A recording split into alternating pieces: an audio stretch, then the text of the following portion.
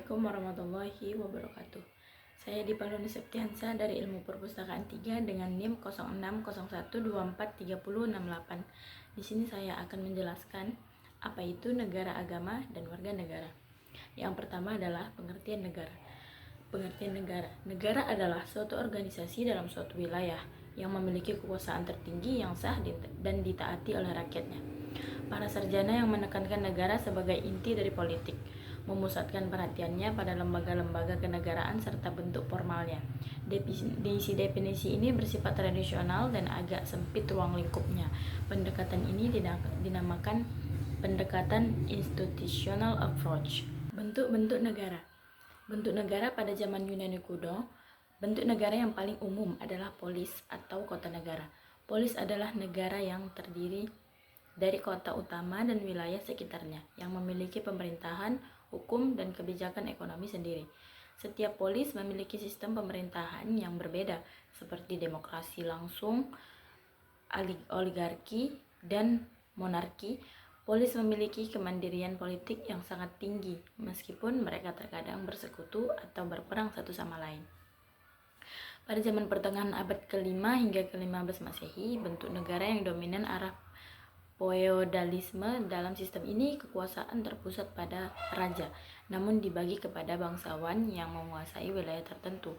Para bangsawan mengelola wilayahnya dan memberi perlindungan kepada rakyat.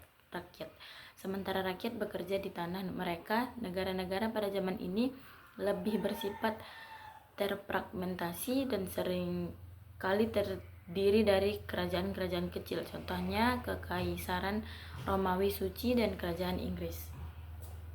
Bentuk negara masa kini cenderung berbentuk negara kesatuan atau negara federal. Satu, negara kesatuan adalah negara di mana pemerintahan pusat memiliki kekuasaan penuh, contoh Indonesia dan Prancis. Dua, federal. Negara federal adalah negara yang membagi kekuasaan antara pemerintahan pusat dan negara bagian, contoh Amerika Serikat, Jerman.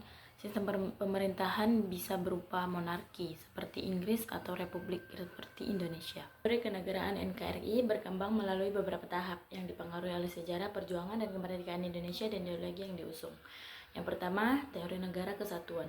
Teori ini mengacu pada konsep negara yang memiliki pemerintahan pusat yang kuat dengan kewenangan untuk mengatur semua aspek pemerintahan tanpa ada pembagian kedaulatan yang signifikan antara pusat dan daerah. Dalam konteks Indonesia, konsep ini dimulai diterapkan sejak kemerdekaan, di mana Indonesia dirancang sebagai negara kesatuan berdasarkan prinsip Bhinneka Tunggal Ika yang mengakui keberagaman suku, agama, dan budaya, namun tetap dalam satu kesatuan. Yang kedua, pengaruh Piagam Jakarta dan Undang-Undang Dasar 1945. Pada awal kemerdekaan, Piagam Jakarta 1945 menjadi dasar filosofis negara Indonesia. Walaupun Piagam Jakarta kemudian diubah, namun semangat untuk membentuk negara kesatuan tetap dipertahankan.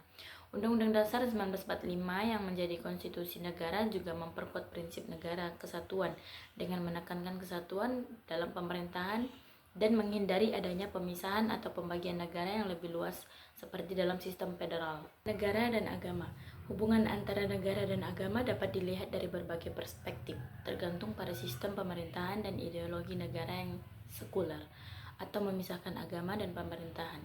Dan negara yang agama mempengaruhi kebijakan publik. Dalam negara sekuler, negara berusaha menjaga jarak dengan agama.